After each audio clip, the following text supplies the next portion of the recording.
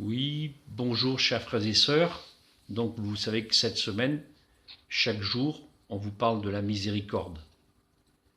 Alors aujourd'hui, on peut se poser la question par rapport au mal, où se trouve la miséricorde de Dieu?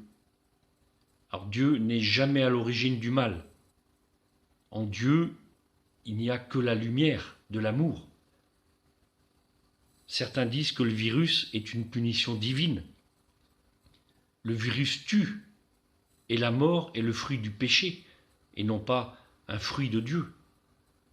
Dans le catéchisme de l'Église catholique, au numéro 400, on lit que le péché originel, le péché, a détruit l'harmonie entre l'homme et Dieu, entre les hommes et entre l'homme et la création.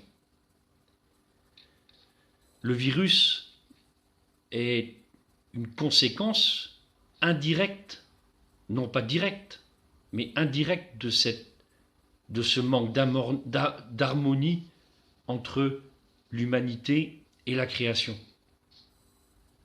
Nous savons que Dieu est tout-puissant, mais néanmoins il est limité, ou il se donnait une limite, c'est de respecter la liberté humaine.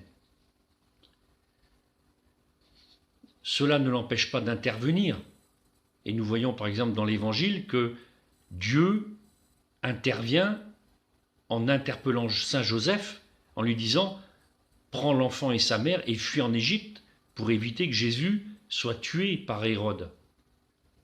Et néanmoins, il n'interviendra pas dans le massacre des innocents qui va suivre. Alors on peut se demander, mais où est Dieu dans ce massacre des innocents? Et là, je vais vous raconter l'histoire de Elie Wiesel. Elie Wiesel, c'est un monsieur qui, enfant, s'est retrouvé dans un camp de concentration à Auschwitz. Il était adolescent. Et il raconte qu'un jour, il est obligé, avec tous les prisonniers, de venir assister à la pendaison de plusieurs condamnés, de plusieurs prisonniers. Et parmi ces prisonniers, il y a un adolescent de 12 ans. Et tous sont consternés et désespérés en voyant cela. Et donc, il entend derrière lui un homme qui lui dit « Mais où donc est Dieu ?» Et lui, dans son cœur, il comprend « Mais il est là, c'est lui, c'est le jeune homme, c'est le pendu qui est Dieu. » Oui, Dieu n'est pas indifférent aux souffrances de l'homme. Soit il va intervenir pour l'aider, les abréger, et s'il n'intervient pas, il intervient en étant présent dans cette souffrance, en étant uni à cette souffrance. Et cette présence de Dieu dans nos souffrances ouvre justement la possibilité que sa miséricorde agisse et déploie son amour justement dans cette souffrance.